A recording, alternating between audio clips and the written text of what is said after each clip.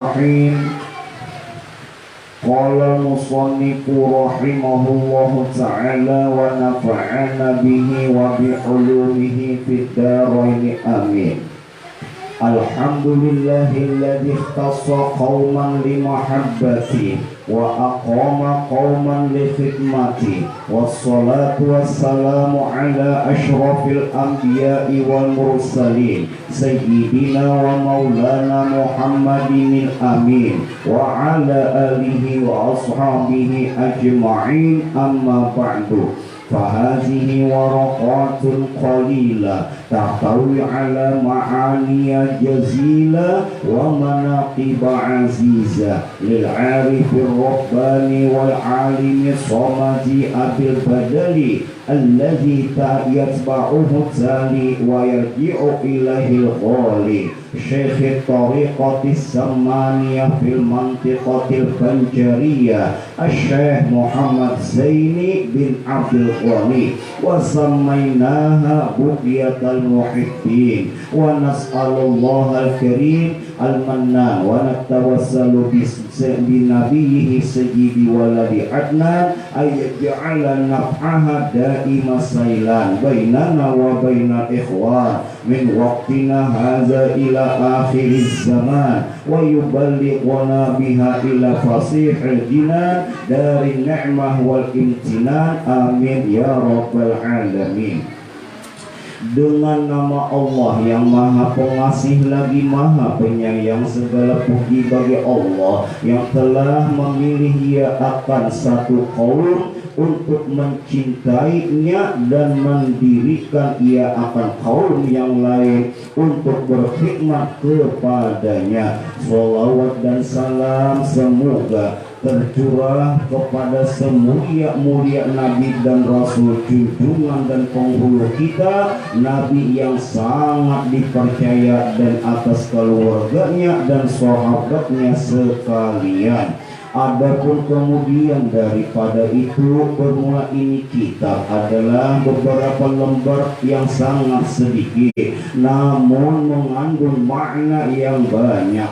Ia adalah sebuah manaqib yang sangat mulia bagi seorang arif rabbani dan alim lagi somadi, yaitu Abil Badali, yang menjadi ikutan bagi orang yang di belakangnya dan tempat kembali bagi orang yang terlewatnya, yaitu Syekhul Tariqah As-Samaniyah di negeri Banjar, Syekh Muhammad Zaini bin Abdul Ghani radhiyallahu an.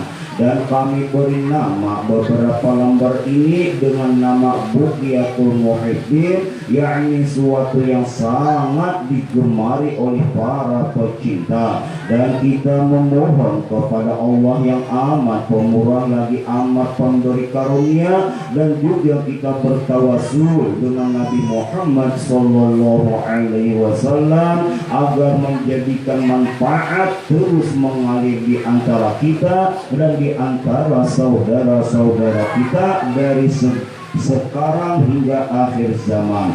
Dan mudah-mudahan Allah Ta'ala mengumpulkan kita semua di dalam surganya yang luas tanpa segala nikmat dan kesenangan. Amin ya rabbal alamin. Adapun sebelum kita membaca manaqib wali-wali Allah sebagaimana disebutkan di dalam manaqib Asy-Syaikh Sayyid Muhammad bin Abdul Karim As-Saman Abadani, maka hendaklah kita terlebih dahulu berbaik sangka dengan mereka agarlah kita mendapatkan keberkahan dan amdad dari mereka, dan hendaklah kita menjauhi daripada berburuk sangka kepada mereka itu, karena yang demikian itu akan mengakibatkan jauhnya kita daripada mendapatkan keberkahan dan madat-madat dari mereka, sekalipun kita sudah berkhodam kepada mereka walaupun sampai 100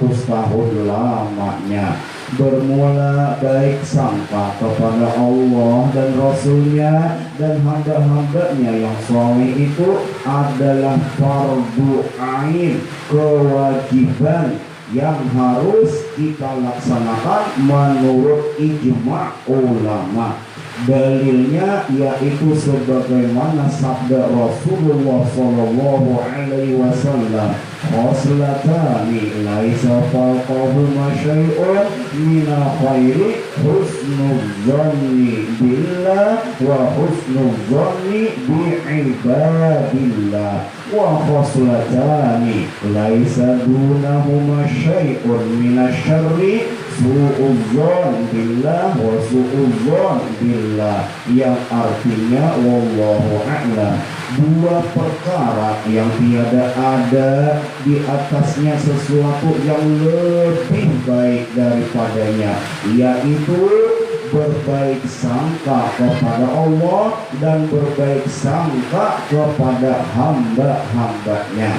Dan sebaliknya, dua perkara yang tidak ada lebih buruk, lebih jahat daripadanya, yaitu berburuk sangka kepada Allah dan berburuk sangka kepada hamba-hambanya. Adapun kelebihan berbaik sangka itu adalah sangat banyak, sebagaimana berburuk sangka itu pun juga amat banyak.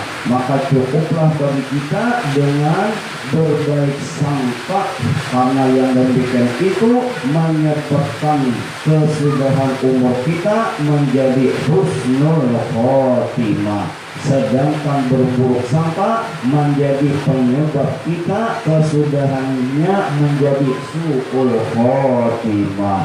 Ya Rabbi warham li syaikhina Abil Badali wa subba fi qabrihi rahmata wa ni'ami bijahihi Rabbana hasil maqasidana waqtim bi khatimatil husna ma'assalami wa salli ya Rabbana على النبي الهاشمي والآل والصحب والأتباع كلهم. قال الله تعالى والبلد الطيب يخرج نباته بإذن ربه والذي خبث لا يخرج إلا نكدا كذلك نصرف الآيات لقوم يشكرون. Artinya, bermula tanah yang baik, tanah yang subur itu pastilah akan mengeluarkan, ia akan tanaman-tanaman yang subur pula dengan izin Allah Ta'ala. Dan sebaliknya, tanah yang tidak subur tidak akan mengeluarkan tanaman kecuali sulit untuk tumbuhnya. Demikianlah seperti apa-apa yang telah kami jelaskan daripada ayat-ayat kami kepada orang-orang yang mau bersyukur. Bermula nasab Syekhuna Syekh Muhammad Zainuddin Abdul Ghani radhiyallahu anhu dari pihak ayahnya, yaitu Abdul Ghani bin Abdul Manaf bin Muhammad Saman bin Muhammad Sa'ad bin Abdullah bin Al-Alim Al-Lamah Mufti Muhammad Khalid bin Alim Al-Lamah Khalifah Hasanuddin bin Maulana Syekh Muhammad Arsyad Al-Banjari. Dan bermula nasab Syekhuna sepupu radhiyallahu anhu dari pihak ibunya, yaitu Masliyah binti Sofiyah binti Muhammad binti Iyam binti Muhammad Yusuf bin Alim Alamah Mufti Muhammad Khalid bin Alim Alamah Khalifah Hasanuddin bin Maulana Syekh Muhammad Arsyad Ahmad Al-Banjari. Maka berkumpullah nasab orang tuanya Syekhuna sekumpul radhiyallahu an pada datuknya yang kelima, yaitu Al-Alim Al-Allamah Mufti Muhammad Khalid.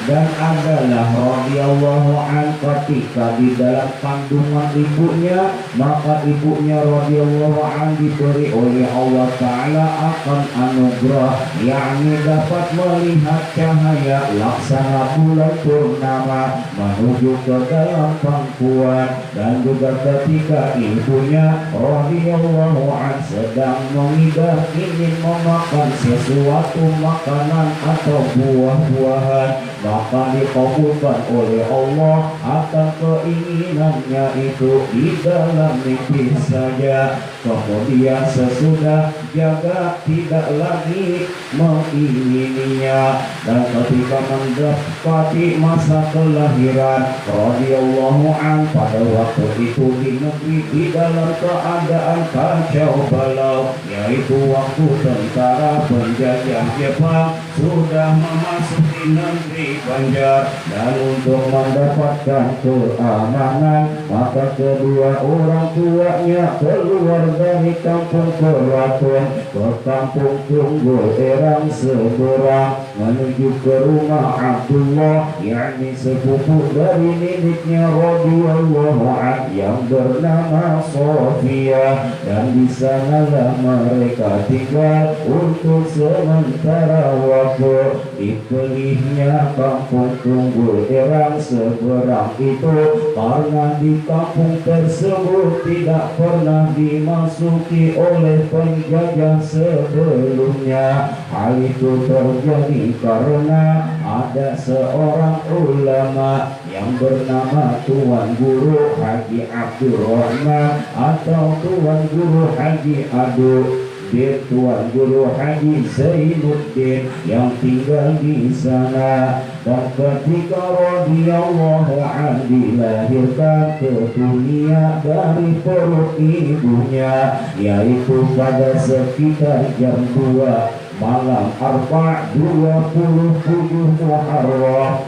tahun 1361 Hijriah atau bertepatan dengan 11 Februari 1942. Ketika itu matanya hanya terpejam dan tiada menangis seperti bayi pada lazimnya, serta tubuhnya pun memerah hingga neneknya yang bernama Salbia mengira kalau cucunya itu akan meninggal dunia. Dengan berkat doa dari Tuan Guru Haji Abdurrahman, maka tubuhnya radhiyallahu an berangsur-angsur memerah seperti warna bayi pada kebiasaannya, dan terdengarlah tangis. Akan tetapi tiadalah radhiyallahu an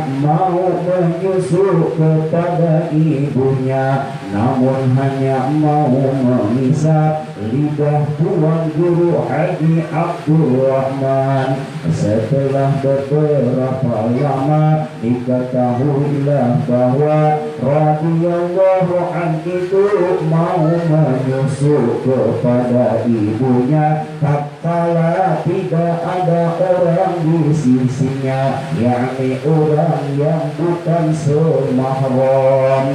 Dan adalah nama radhiyallahu an di ketika kecilnya bernama Kusyairi, kemudian diganti oleh orang tuanya dengan nama Muhammad Zaini atas permintaan radhiyallahu an sendiri, karena mengikuti nama seorang ulama besar, yaitu Tuan Guru Haji Ahmad Zaini bin Tuan Guru Haji Abdurrahman Tunggul Erang. Ya Rabbi warham bi syekhina Abil Badr wa subba fi qabrihi rahmata والنعم بجاهه ربنا حصر مقاصدنا واختم بخاتمة الحسنى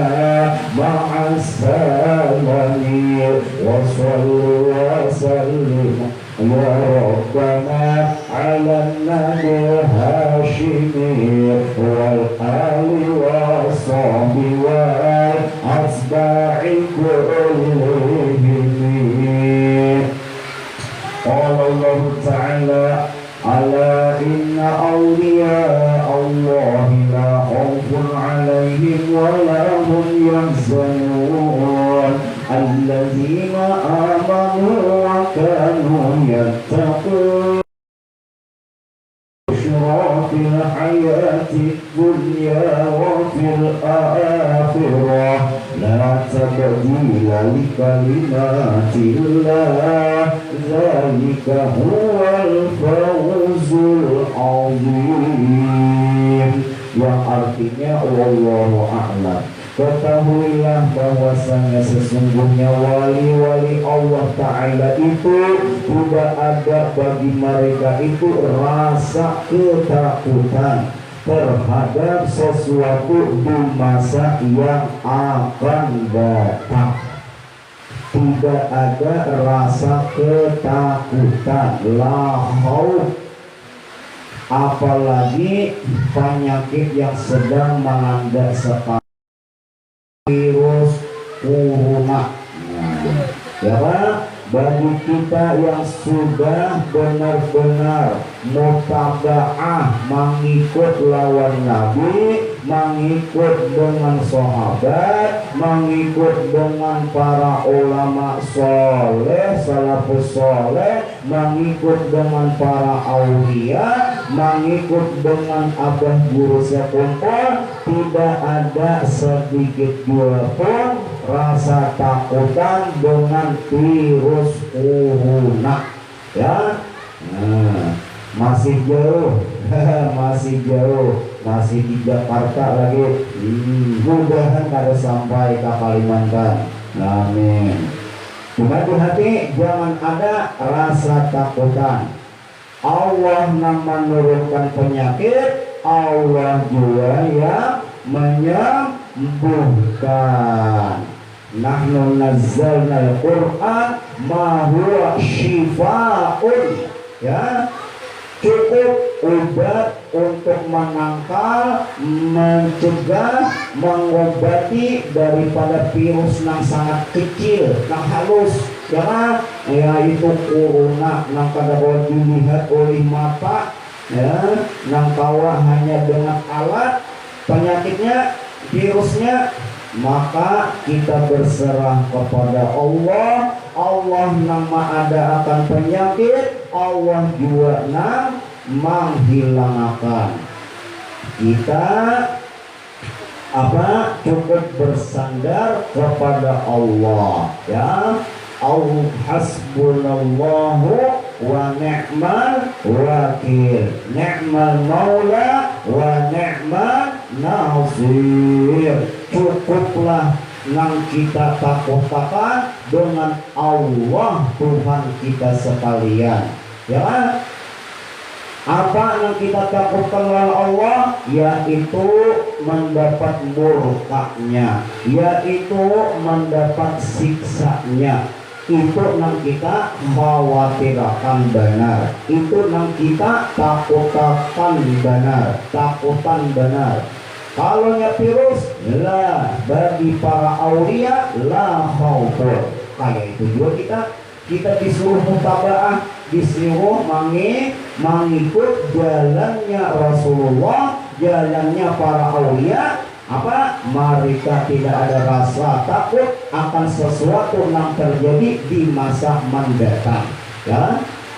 Masa sekarang dan masa mendatang mereka tidak ada rasa takutan, apalagi tadi virus corona.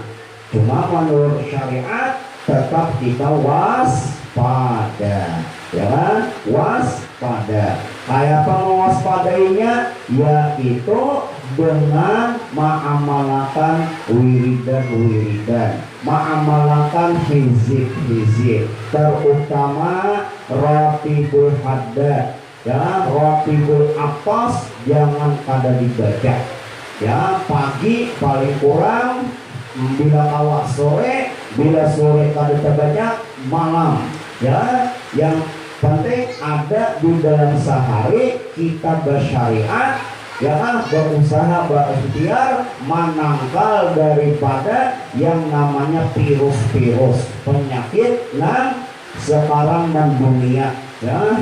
Menurut berita presiden Brazil mana tak kena virus ya, apalagi buat bintang film ini sekarang apa Kementerian Hubungan, ya, Menteri Perhubungan karena virus juga, menteri kita Menteri Perhubungan karena virus corona juga. Nah, jadi kita disuruh untuk berikhtiar, berusaha, yaitu jangan kada setiap hari paling kurang pagi membawa pagi sore ratibul haddad, ratibul atas, ya. Nah, itu yang pendek udah, ratibul atas awal, ratibul haddad itu pendek. Kalau yang panjang ya hizib bahar, ngarannya gini bahar lautan, pak panjang benar, ya, bisa kada tak pahuman mana. Ratibul atas, ya, dan ratibul haddad, ya, itu penangkal daripada yang namanya virus-virus atau penyakit atau wabah, ya. Makanya kita Allahumma fa'annal bala wal wabah, ini namanya wabah atau penyakit yang menular secara serentak, ya. Nah, kita memohon kepada Allah untuk berlindung terkena daripadanya. Di sana di dalam ratibul haddad, di sana ada bacaan penolak, ya, disebut dengan penolak virus, penolak apalagi penolak apalagi racun, yaitu sampai kata bismillahirrahmanirrahim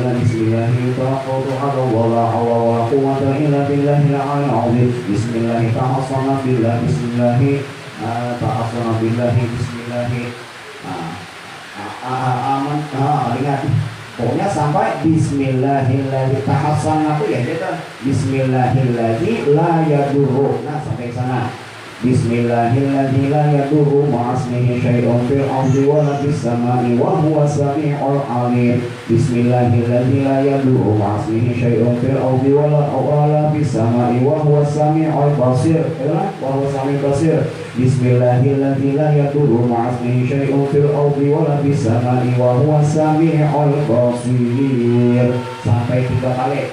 Itu diulang di sana 3 kali. Bismillahirrahmanirrahim la yadurru ma'asmihi syai'un fil ardi wala fis sama. Ya, dengan kita, ya, dengan berkat kudrat dan iradat daripada Tuhan yang kita sembah yang bernama Allah, la yadurru, kada ada yang bisa membahayakan, wala yadurru ma fis sama, ma virus-virus yang ada di bumi, wala fil ardi wala fis sama, dan begitu juga virus-virus yang Allah tiupkan melewat udara, ya, di langit. Kenapa? Innahu huwas sami'ul basir, karena sesungguhnya Allah tahu haja, melihat haja, ya, virus-virus itu kemana. Jadi kemana kasih maning kumakan, ya, manulak manindah apa tadi virusnya tadi, supaya kita kada terkena. Karena Allah biqudratihi wa iradatihi, Allah dengan segala sesuatu maha kuasa, ya, dengan kudrat dan iradatnya. Maka tadi kata-kata bismillahirrahmanirrahim itu luar biasa bagi orang yang ahli makrifat, makna bismillahirrahmanirrahim itu luar biasa. Jadi kita sekurang-kurangnya pagi atau sore atau malam jangan pada dibaca rotibul haddad dan rotibul atos gitu sebagai usaha ikhtiar. Adapun etika di dalam hati la khaufun alaihim, jangan ada rasa takutan ya, jangan ada rasa takutan dengan virus-virus yang disebut dengan virus corona ya.